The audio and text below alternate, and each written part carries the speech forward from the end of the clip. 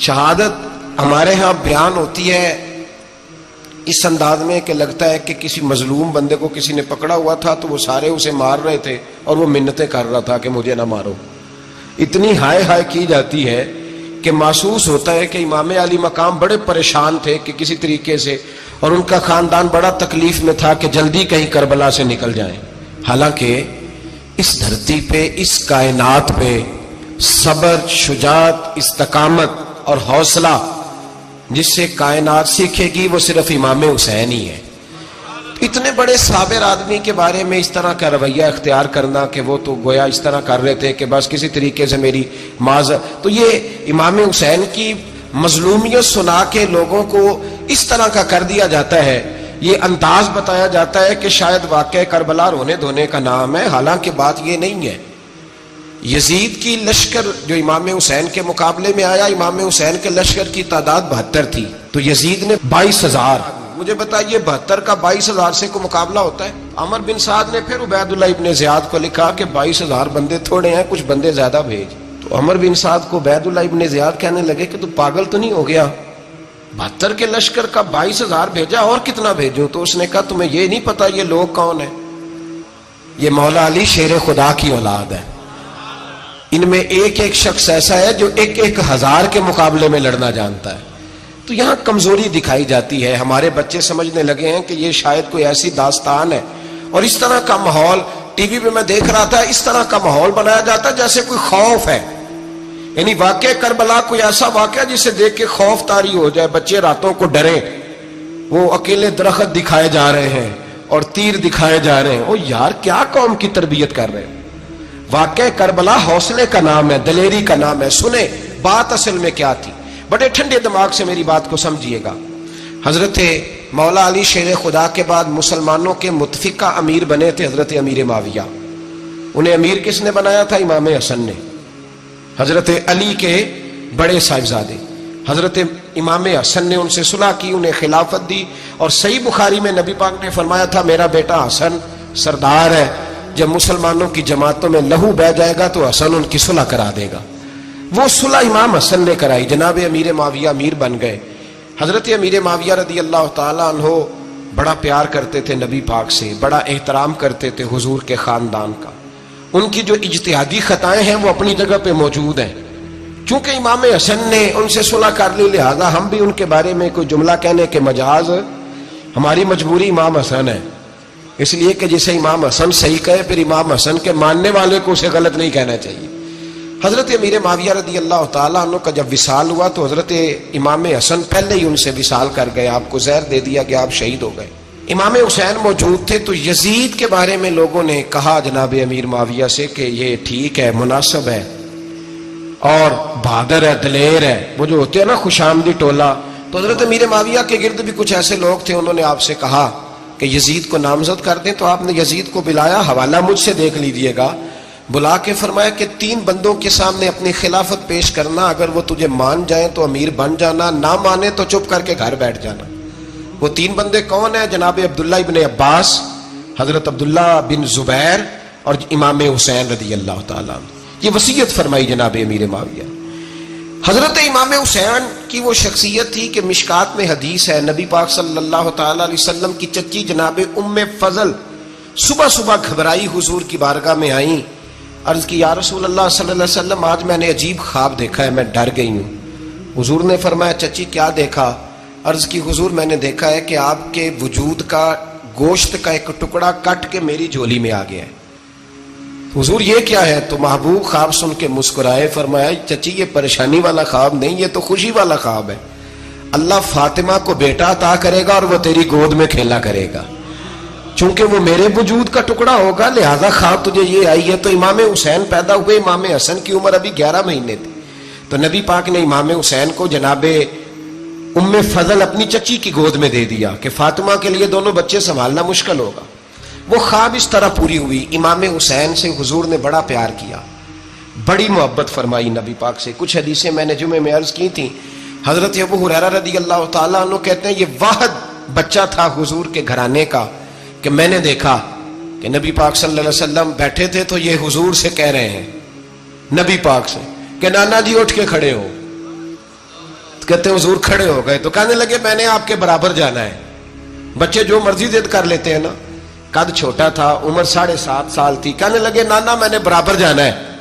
تو نبی پاک صلی اللہ علیہ وسلم نے ہاتھ پکڑ لیے, فرمایا چل پھر ہو جا برابر. تو حضرت ابو ہریرہ کہتے ہیں انہوں نے حضور نے ہاتھ پکڑے, اوپر کھینچا تو امام حسین نے پہلے اپنے پیر حضور کے گھٹنوں پہ رکھے, پھر نبی پاک کے سینے پہ رکھے, اور جب ان کا قد سر تھوڑا سا حضور سے اونچا ہو گیا تو محبوب فرمانے لگے چل بس کر, تو نے تو کہا تھا آپ کے برابر ہونا ہے, تو اوپر نکل گیا ہے, چل بس کر. فرماتے پھر امام حسین نے زبان باہر نکالی تو محبوب ان کی زبان چوسنے لگے, پھر ساتھ لٹا لیا اور انہیں سونگھنے لگے. تو میں نے عرض کی حضور آپ حسین کو سونگھتے کیوں ہیں؟ تو فرمایا ابو ہریرہ مجھے حسین کے وجود سے جنت کی خوشبو آتی ہے, مجھے حسین کے وجود سے جنت کی. ایک دن حضور گزر رہے تھے. اصل اس طرح تھا کہ یہ نبی پاک کا حجرہ تھا. جن لوگوں کو اللہ نے مدینے کی زیارت کرائی ہے وہ جان سکتے ہیں نبی پاک کا حجرہ تھا. تو حضور کے حجرے کی اس جانب یعنی مسجد کی جو بالکل سیدھ ہے اس کی بیک میں سیدہ فاطمہ رہتی. تو حضور اکثر نہ نماز کے لیے جب نکلتے تو حضرت فاطمہ کے حجرے کے پاس سے ہو کر دوبارہ محراب میں جاتے. محبوب حجرے کے پاس سے گزرے تو امام حسین رو رہے تھے. تو حضرت فاطمہ نے کسی بات میں جھڑک دیا تو امام حسین رونے لگے. تو نبی پاک نماز کے لیے گئے تو واپس لوٹ آئے اور واپس تشریف لا کے کہا فاطمہ حسین کو کیا ہوا؟ عرض کی یا رسول اللہ تنگ کر رہے تھے میں نے ڈانٹ دیا ہے. کیا خوبصورت جملے ہیں حدیث پاک میں.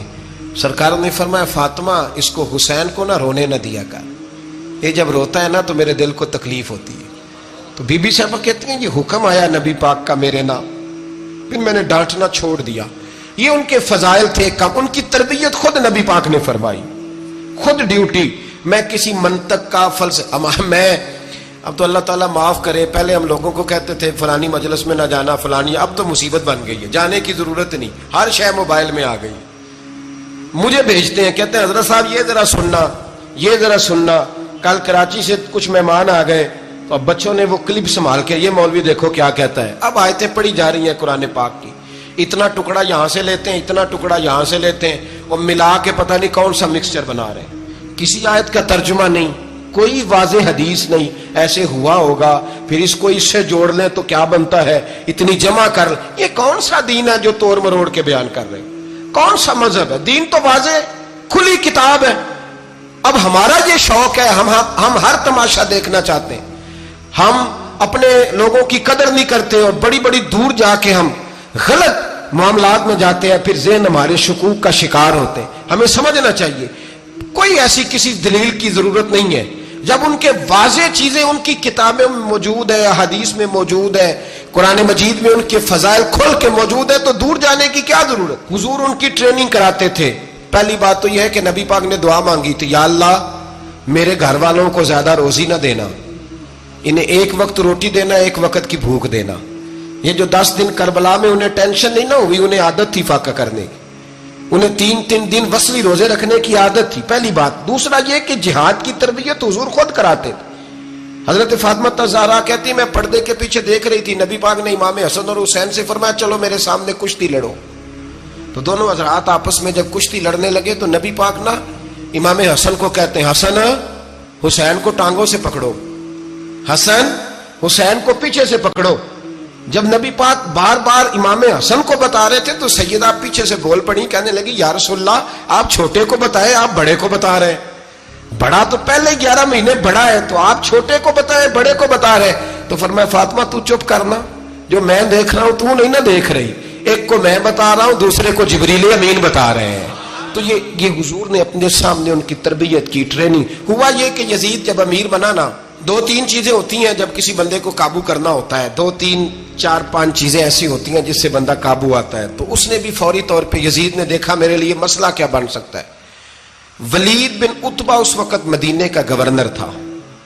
یزید نے اس کو خط لکھا کہ امیر عرب کا رواج آج بھی ہے کہ جب تک نئے خلیفہ کی بیعت نہیں ہو جاتی پرانے کے انتقال کی خبر ہی نہیں دیتے, اس کو رکھے رکھتے ہیں. یہ ان کا طریقہ ہے. وہ کہتے ہیں کہ ولی عہد اچھی طرح قبضہ کر لے پھر بتائیں گے. حضرت امیر معاویہ کا وصال ہو گیا, بتایا نہیں. یزید نے اب کیا کیا, کیونکہ بڑا چلاک آدمی تھا, بڑا شاطر تھا, بڑا تیز تھا, اس نے ولید کو خط لکھا, کہنے لگا کہ فوری طور پہ عبداللہ ابن عباس کو بلاؤ اور اسے کہو میری بیعت کریں. یہ جو بیعت ہوتی تھی نا، یہ بھی سن لے کیا ہوتی تھی. یہ بیعت حلف ہوتا تھا کہ میں اللہ رسول کے نام پہ حلف دیتا ہوں کہ میں یزید کی اطاعت کروں گا، میں اس کے خلاف کوئی بغاوت نہیں کروں گا. کوئی یہ بیعت لوگ سمجھتے ہیں کہ بس ہاتھ پکڑنے کا نام بیعت تھا. اس بیعت کا متبادل جمہوری ملکوں کے اندر ووٹ آیا ہے. تو کہا بیعت کرے. حضرت عبداللہ ابن عباس کو بھی بلاؤ، عبداللہ بن زبیر کو بھی بلاؤ، امام حسین کو بھی بلاؤ. امام حسین آدھی رات کے وقت بیٹھے تھے مسجد نبوی میں، چونکہ 5 نمازوں کی آپ امامت کرتے. امام حسین نماز پڑھا کے عشاء کی بیٹھے تھے. جناب عبداللہ بن زبیر، عبداللہ بن زبیر کون تھے؟ یہ نبی پاک صلی اللہ علیہ وسلم کی پھوپھی پوتے تھے اور جناب صدیق اکبر کے نواسے تھے حضرت عبداللہ بن زبیر. اور جناب زبیر بن عوام عشرہ مبشرہ صحابی ہیں، ان کے بیٹے تھے.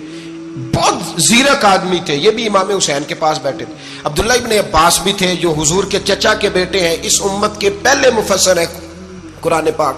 یہ لوگ بیٹھے تھے. تو ولید نے ایک بندہ بھیجا، اس نے آ کے کہا جناب آپ کو گورنر صاحب نے بلایا ہے.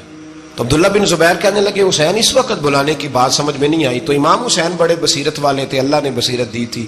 کہنے لگے عبداللہ آپ کو سمجھ نہیں آئی، مجھے سمجھ آ گئی ہے، امیر معاویہ وصال کر گئے اور یہ ہمیں جو بلایا گیا ہے نا، یہ یزید کی بیعت کے لیے بلایا گیا ہے. تو کہا پھر آپ آدھی رات کو نہ جائیں، آپ کے لیے خطرہ ہوگا. تو امام حسین فرمانے لگے خطرہ حسین کو نہیں ہوتا. نہیں کہا پھر بھی آپ مہربانی کریں ذرا احتیاط سے جائیں. تو جناب عبداللہ ابن زبیر نے، عبداللہ ابن عباس نے 14 بندے نیزے دے کے، تلواریں دے کے امام حسین کے ساتھ بھیجے اور کہا کہ امام حسین اگر اس نے کوئی غلط ملت بات کی نا، زبردستی بیعت کرنے کا کہا، تو آپ بس کوئی ایک بات اونچی آواز میں کر دینا، یہ سپاہی پیچھے آ جائیں گے. امام حسین ان 14 بندوں کو لے کے گورنر ہاؤس پہنچ گئے. جب آپ وہاں پہنچے اس نے بتایا، اس نے کہا جی حضرت امیر معاویہ انتقال کر گئے اور آپ نے یزید کی بیعت کرنی ہے. تو امام حسین فرمانے لگے میں چھپ کے بیعت نہیں کروں گا. مجمع لگاؤ، جمعے والے دن اعلان کرو.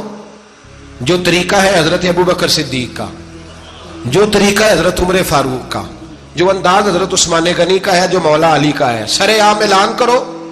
اگر ساری دنیا یزید کی بیعت کرے گی تو میں بھی تیار ہوں.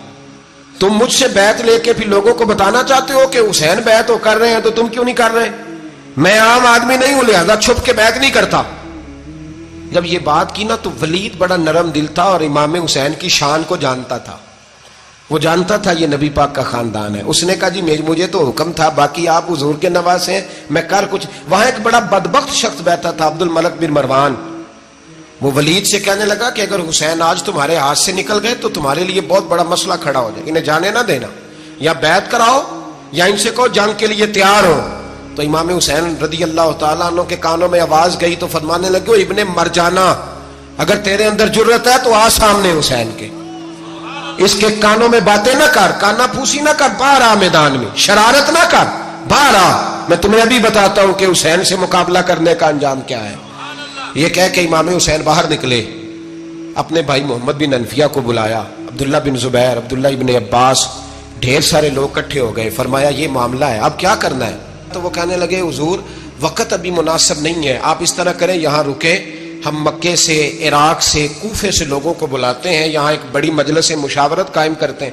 امام حسین فرمانے لگے اگر تم مشاورت قائم کرو گے تو ولید اور عبد الملک بن مروان وہ تو جنگ کرنے کو تیار ہے، اور نبی پاک نے فرمایا ایک مینڈا ہوگا جس کی وجہ سے مدینے کی گلیوں میں لہو بہے گا. فرمانے لگے میں وہ بکرا، وہ مینڈا نہیں بننا چاہتا. کہا پھر آپ کیا کریں گے؟ تو امام حسین رو پڑے. فرمانے لگے میں مدینہ چھوڑ جاؤں گا لیکن مدینے کی حرمت پامال نہیں ہونے دوں گا. امام علی مقام آدھی رات کے وقت نکلے. سیدہ فاطمہ کا دروازہ ایک اس دن تھا جس دن حضرت مولا علی کوفے چلے گئے اور دوبارہ آج تالا لگا جب امام حسین نکلے. آپ جنت البقیع کے پیچھے کھڑے ہو کے حضور کا روضہ دیکھنے لگے. اس وقت گنبد تو نہیں ہوتا تھا، روضہ دیکھنے لگے. نانا تیرے کرم کے خزینے کی خیر ہو، میں جا رہا ہوں تیرے مدینے کی خیر ہو. سارا خاندان لے گئے، مکے تشریف لے گئے. حج کے ایام قریب آنے والے تھے. امام حسین نے وہاں لوگوں سے باتیں کی. جب امام حسین وہاں پہنچے تو کوفے سے خط آنے لگے. کوفہ حضرت علی کا دارالخلافہ تھا، وہاں آپ کے محبین، پیار کرنے والے ڈھیروں تھے. انہیں خط لکھے کہ حضور آپ چپ کر کے بیٹھے ہوئے ہیں اور ہمارے اوپر یزید مسلط ہو گیا ہے. آپ اگر میدان میں نہیں نکلیں گے، آپ نہیں آئیں گے تو ہم اللہ کی بارگاہ میں شکوہ کریں گے کہ کوئی ہماری کمان کرنے کو تیار ہی نہیں ہوا. اور وہ خط 1 2 3 نہیں آئے, وہ خط اتنے تھے کہ 3 بوریوں میں بھرے تھے امام حسین, 3 بوریوں میں. اب مجبوری ہو جاتی ہے, حق کے لیے کئی دفعہ بات کرنا مجبوری ہوتی ہے, اگر نہیں کرے گا تو پھر اس کو بھی قبر میں جواب دینا پڑے گا. امام علی مقام رضی اللہ تعالیٰ عنہ نے مکے میں اب لوگوں کو جمع کیا مشورے کے لیے. ہر بندے نے کہا حضور وہ بلا تو رہے ہیں پر اپنے وعدوں کے پکے. کہا حضور وہ پکے نہیں, آپ نہ جائیں. ہر بندے نے کہا حالات ٹھیک نہیں, حالات گراؤنڈ ریالٹی صحیح نہیں. یہی مشورہ آج بھی ہر بندہ دیتا ہے, ابھی حالات نہیں. اتنے خراب حالات کبھی نہیں ہوئے تھے جتنے امام حسین کے دور میں تھے. لیکن فرمایا میں دین کے خلاف غلط حکمران کو مسلط ہونے کی اجازت, بول کے بتائیے, بول کے, غلط حکمران کو مسلط ہونے کی اجازت, مزاحمت کروں گا, مخالفت کروں گا. امام کہنے لگے کوئی بات نہیں, وہ میرے ساتھ چلے نہ چلے لیکن میں کوفے جاؤں گا. وہ لوگ میرے ساتھ کھڑا ہونے کو تیار ہے تو وہ جھوٹ ہے یا سچ ہے پر میں چلوں گا. جب امام علی مقام نے اصرار فرمایا تو جو آپ کے قریبی صحابہ کرام کی اولادیں تھی ساری, یہ بھی اب بیماری ہے. کچھ لوگ کہتے ہیں جی صحابہ نہیں ساتھ چلے, تو میں کہتا ہوں اہل بیت نبوت کے تو کل افراد 21 تھے, تو 72 میں باقی اولادیں کس کی تھی؟ وہ ساری صحابہ کی اولادیں تھیں. وہ سارے, پتہ نہیں کیوں اس طرح کا فلسفہ بیان کیا جاتا ہے جس میں حالات خراب ہو. حضرت سیدنا امام علی مقام کو جب بہت زیادہ کہا گیا نا, تو امام حسین رضی اللہ تعالیٰ انہوں نے فرمایا چلو میں ایک کام کرتا ہوں, مسلم بن عقیل کو بھیجتا ہوں. حضرت علی کے بھتیجے ہیں, امام حسین رضی اللہ تعالیٰ عنہ کے چچا کے بیٹے ہیں, حضرت عقیل کے صاحبزادے مسلم بن عقیل. بڑے سمجھدار آدمی تھے, معاملہ فہم تھے, بڑے جری تھے. اتنا زبردست مشورہ کم لوگ دیتے ہیں جتنا حضرت مسلم بن عقیل دیتے تھے. ان کو بھیجا گیا کوفے. اب اس میں بڑی تفصیل ہے, وہ اپنے 2 بچے بھی لے گئے. جب وہ کوفے پہنچے نا, تو کوفے پر جناب نعمان بن بشیر کی حکومت تھی. آپ گورنر تھے اور اہل بیت سے بڑی عقیدت رکھنے والے, نرم رویہ. عبید اللہ ابن زیاد کوفے کا گورنر نہیں تھا, یہ کسی اور علاقے کا تھا. جب آپ وہاں پہنچے تو نعمان بن بشیر نے دیکھا کہ حضرت مسلم بن عقیل آئے ہیں, تو لوگ دوڑے ان کی بیعت کرنے, بھاگے. اتنے لوگ جمع ہوئے کہ ایک دن میں 17,000 آدمی نے بیعت کر لی. کتنے بندے جی؟ 17,000 آدمی ایک دن آیا. اب وہ جو امام مسلم بن عقیل کے وہاں نعرے لگانے والے تھے, کہنے لگے حضور یہ پہلے دن کی کارکردگی ہے, 2-4 دن میں دیکھیے کیا ہوتا ہے. 2-4 دن میں کیا ہوا, 40,000 آدمی نے بیعت کر لی. اب وہ 40,000 بندہ تیار ہو گیا.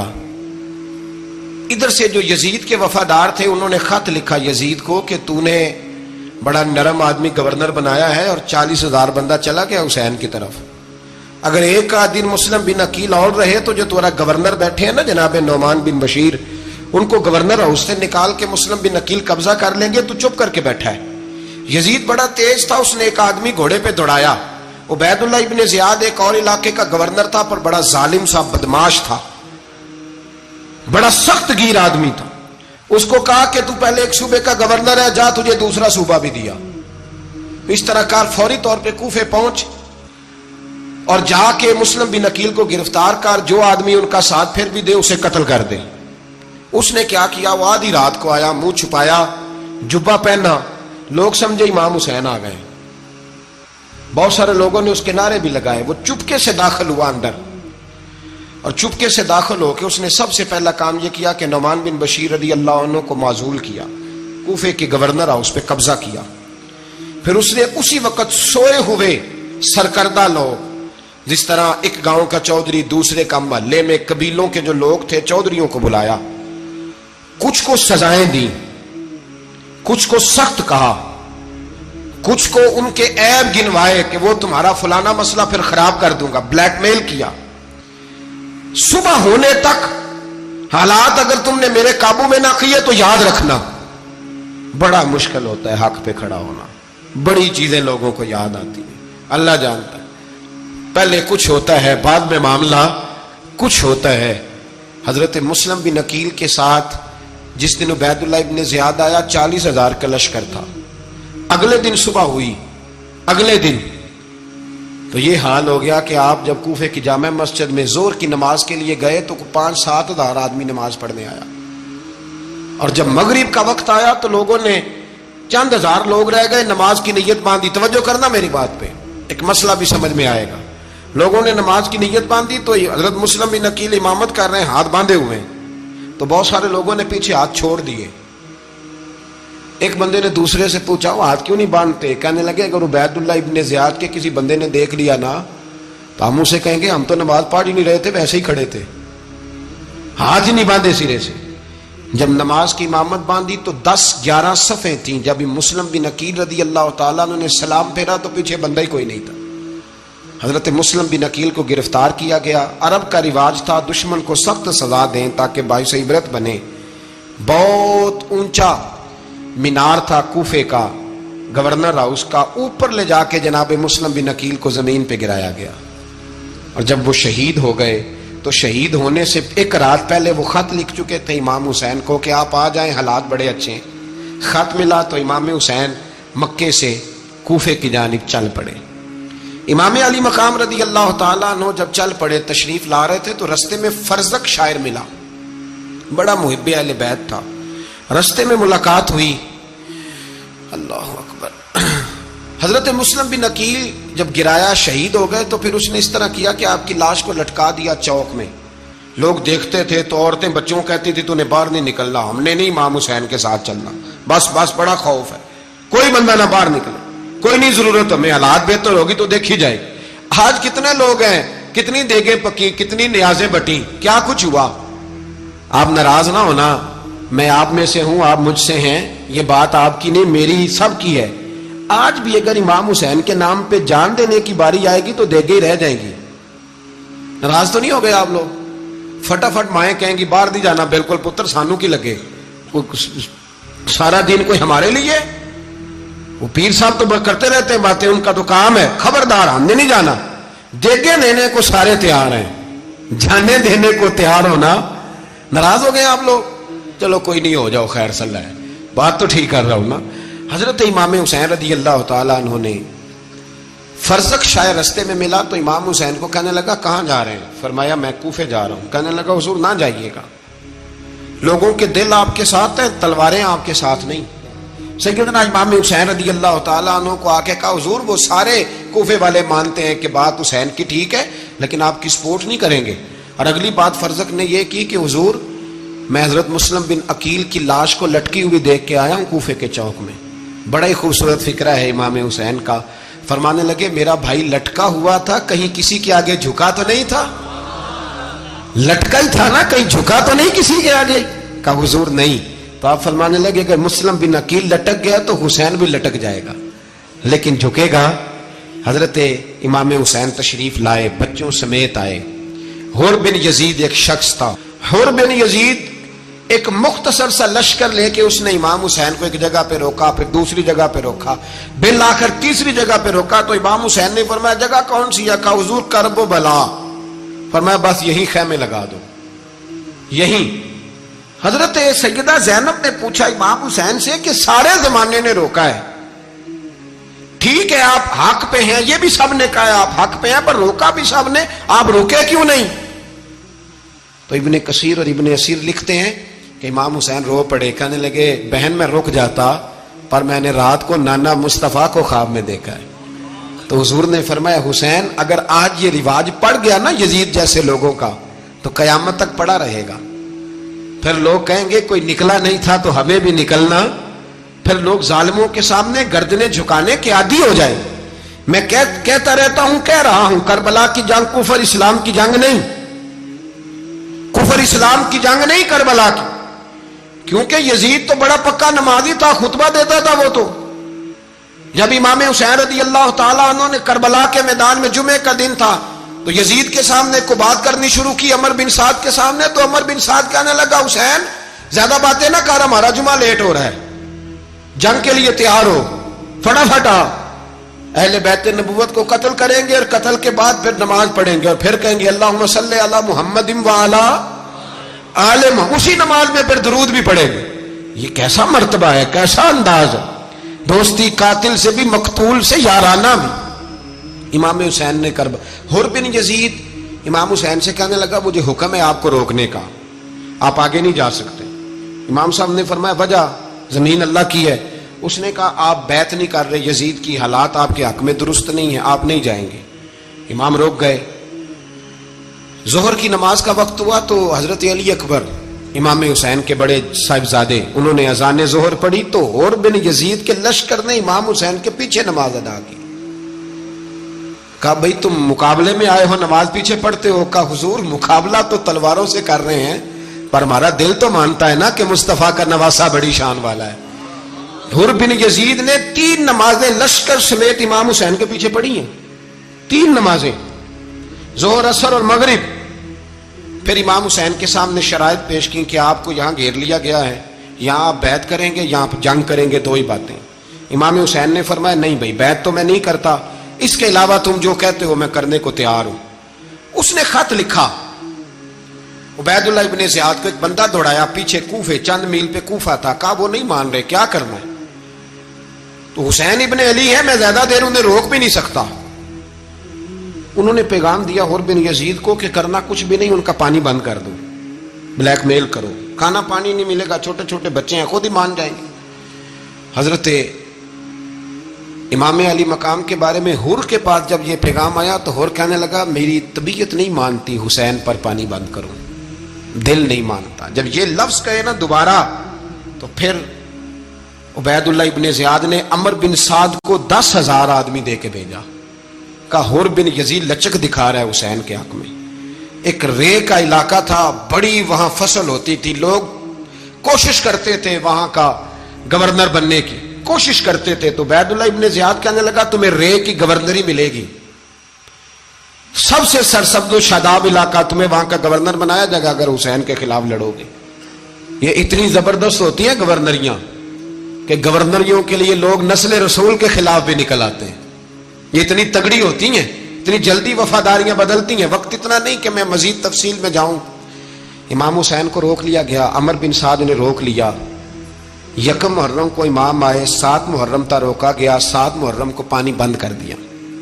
جانور پانی پیتے تھے, گھوڑے پیتے تھے, کتے پیتے تھے, لیکن مصطفیٰ کے گھرانے کو پانی پینے کی اجازت.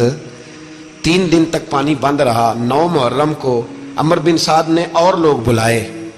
شمر ایک بڑا سخت آدمی تھا, سنگ دل بدبخت, جس نے حضرت علی اصغر کے گلے پر تیر مارا تھا, وہ اور لشکر لے کے آیا. رات کو کہنے لگا امام حسین رضی اللہ تعالیٰ عنہ سے کہ بس بڑا ہو گیا, یہ 9-10 محرم کی درمیانی رات, یہاں آپ جنگ کریں گے یا آپ بیعت کریں گے, 2 ہی باتیں. امام حسین اندر گئے, سیدہ زینب سے مشورہ کیا, باہر آئے, فرمایا بات وہی ہے جو پہلے دن والی ہے. امام حسین رضی اللہ تعالیٰ عنہ نے فرمایا بھائی بیعت تو میں نہیں کرتا, باقی جو تمہارا پروگرام ہے. شمر اور ابن سعد کہنے لگے پھر جنگ کے لیے تیار ہو جائیں. کیا انداز ہے امام حسین کا, فرمانے لگے کل جنگ کروں گا, مجھے پتا تو ہے جنگ کا نتیجہ کیا نکلنا ہے, 1 رات مجھے دے دو تاکہ میں کھل کے اپنے رب کی عبادت تو کر لوں. حسین نے جانا ہے, مجھے پتا ہے کل رزلٹ 72 اور 22,000 کا کیا 1 رات مجھے دو, میں مالک سے راز نیاز تو کروں.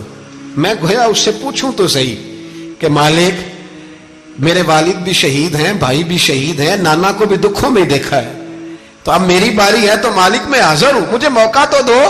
اس لیے کہ میرے نانا نے بدر میں بھی ساری رات عبادت کی تھی, صبح مجھے موقع دو.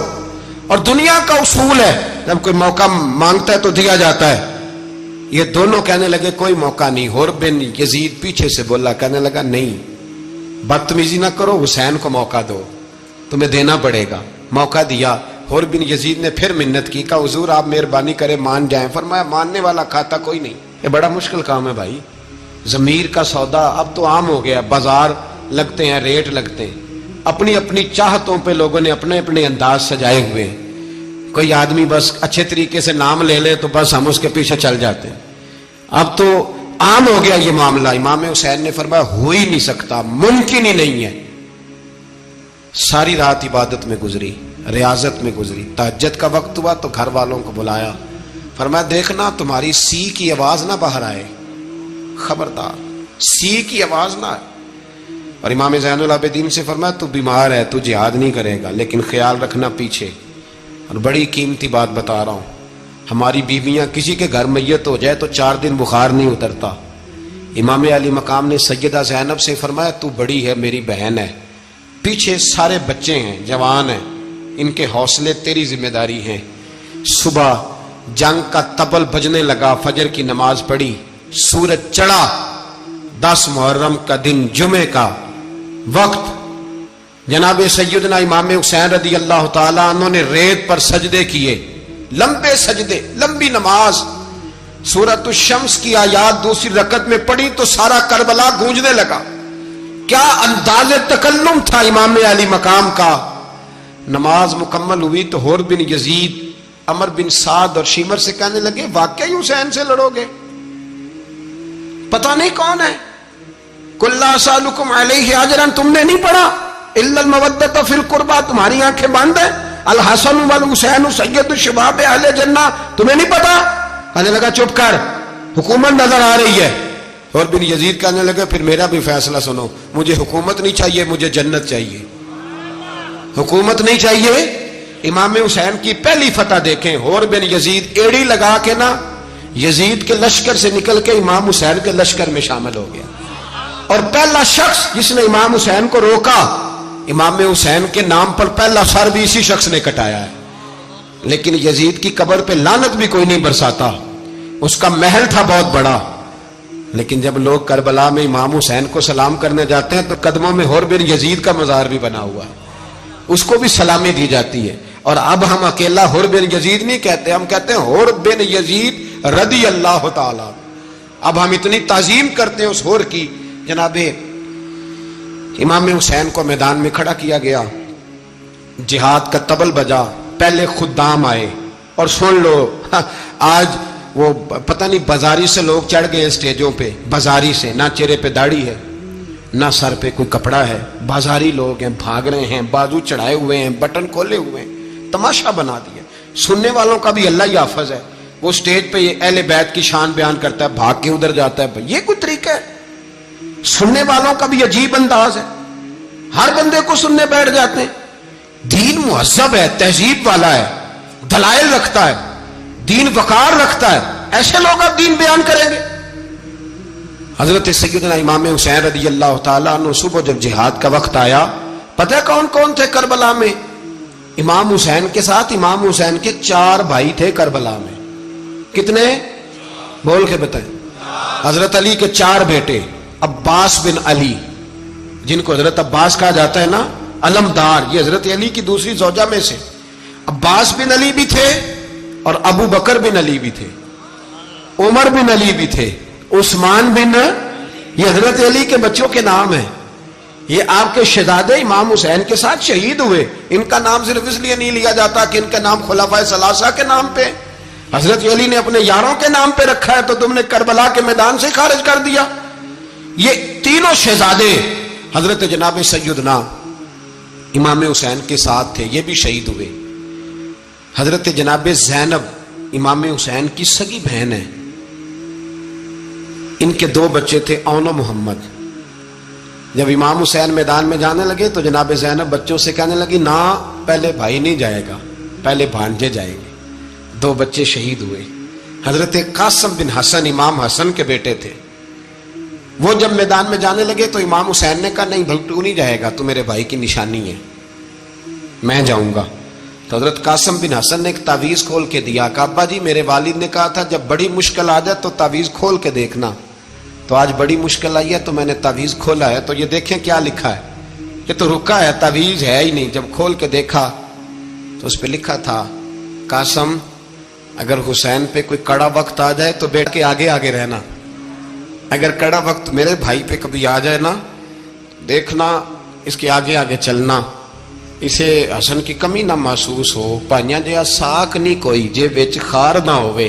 سیدنا امام حسین پہلی دفعہ کربلا میں اس وقت روئے جب یہ رکا، آپ نے دیکھا تو فرمایا ٹھیک ہے، اگر حسن کی یہ وصیت ہے تو میں نے زندگی میں اگر ان کی ہر بات مانی ہے اب بھی مانوں گا، تمہیں اجازت ہے۔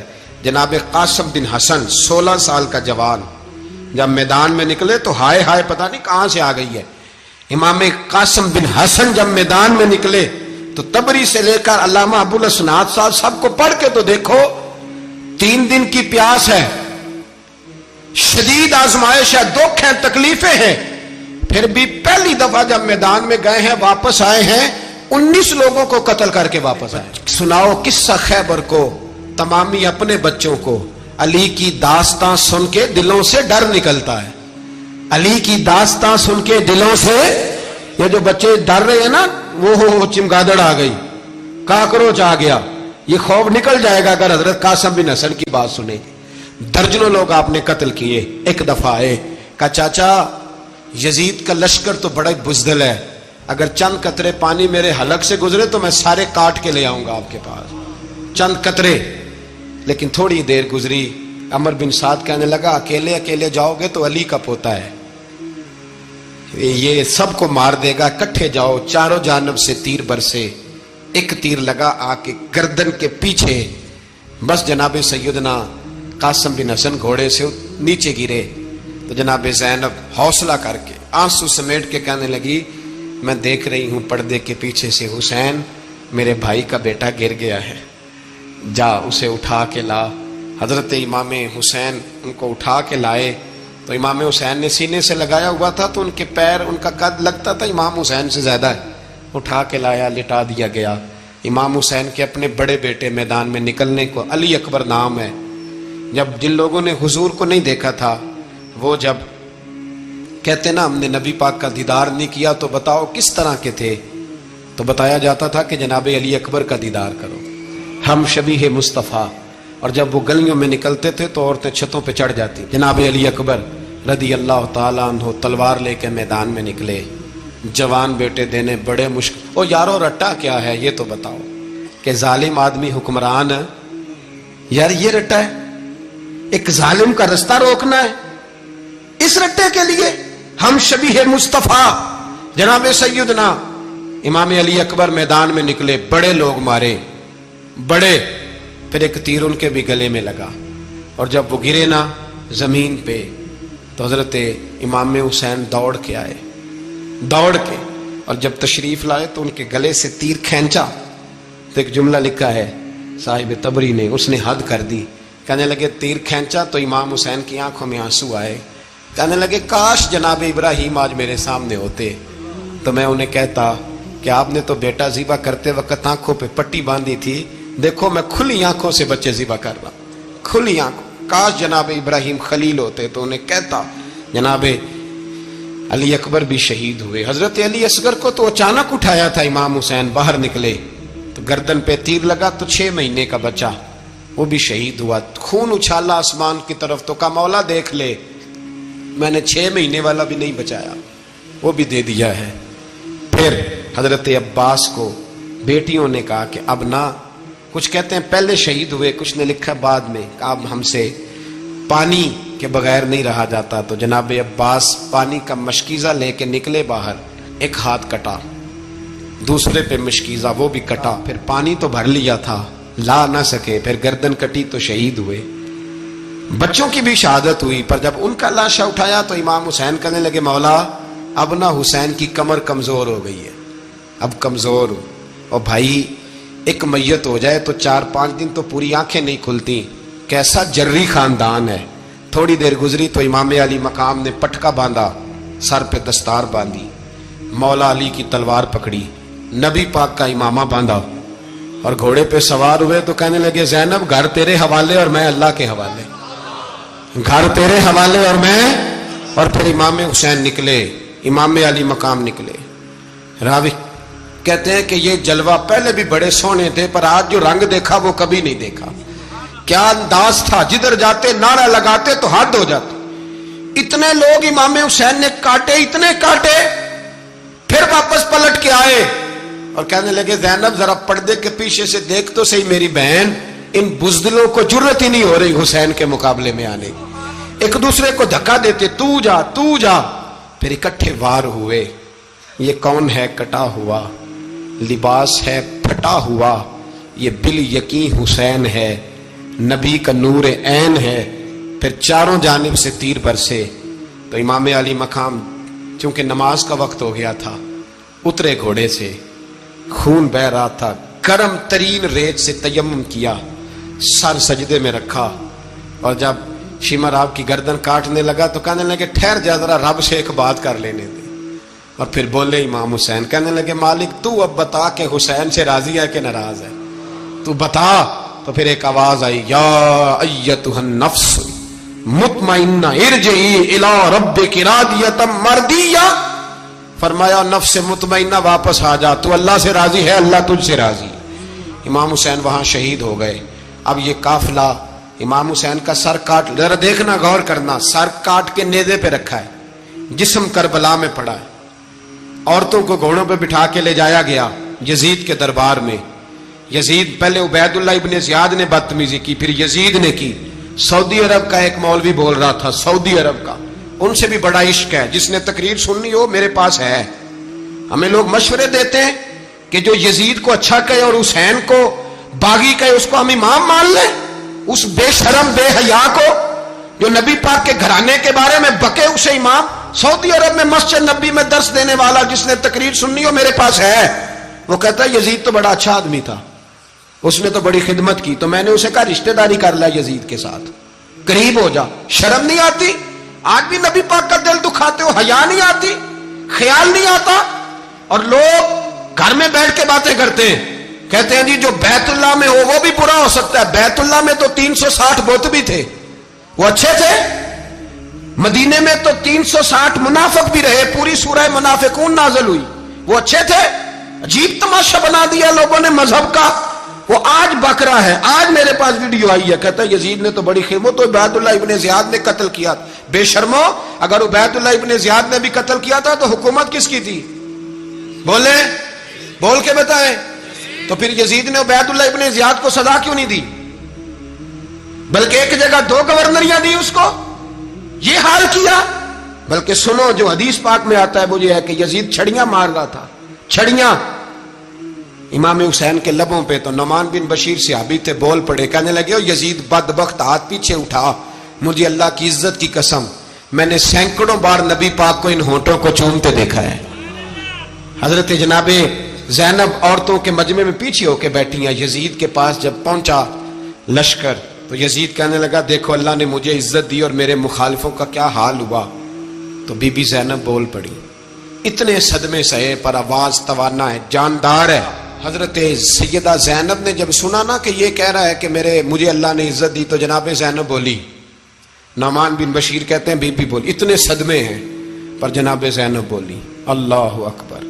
اس انداز میں بولی کہ پہلے قرآن مجید کی آیت پڑھی, کہنے لگی وَتُعِزُّ مَن تَشَاءُ وَتُذِلُّ مَن تَشَاءُ بِيَدِكَ الْخَيْرُ إِنَّكَ عَلَىٰ كُلِّ شَيْءٍ قَدِيرٌ. اور پھر کہنے لگی یزید تو بکتا ہے, کہتا ہے کہ تو عزت والا ہو گیا, یہ تیری حکومت ہے, 4 دن گزرنے دے, تجھ پہ کوئی لعنت بھی نہیں برسائے گا, اور میرے بھائی کا قیامت تک ممبروں میں اور خطبوں میں ذکر ہوا کرے گا, وقت گزرنے دے. جب جناب بی بی زینب بول رہی تھی تو حضور کے ایک نابینا صحابی پاس بیٹھے تھے, جناب نعمان بن بشیر کا ہاتھ ہلایا, ہلا کے کہنے لگے کیا علی آ گئے؟ تو علی کی آواز لگتی ہے, جبریل امی بول رہے ہوں جیسے, حکمت کے گوہر رول رہے ہوں جیسے, دربار دمشق میں بی بی زینب کا خطاب, منبر پہ علی بول رہے ہوں جیسے. میرے بھائی بس کربلا والا قافلہ تو مدینے پہنچ گیا. 3 سال یزید نے حکومت کی, شرابیں عام ہو گئیں, مکے پہ حملہ ہوا, خانہ کعبہ کا غلاف جلا, مدینے پہ اس نے حملہ کیا. 3 دن مسجد نبوی میں اس نے گھوڑے باندھے, مسجد نبوی میں صحابہ کو نکال کے اپنا اس نے امام مقرر کیا, لیکن پھر امت نے اسے قبول نہ کیا. پھر وہ رسوا ہوا اور آج تک وہ رسوا ہے. لیکن امام حسین کا نام کل بھی زندہ تھا اور آج بھی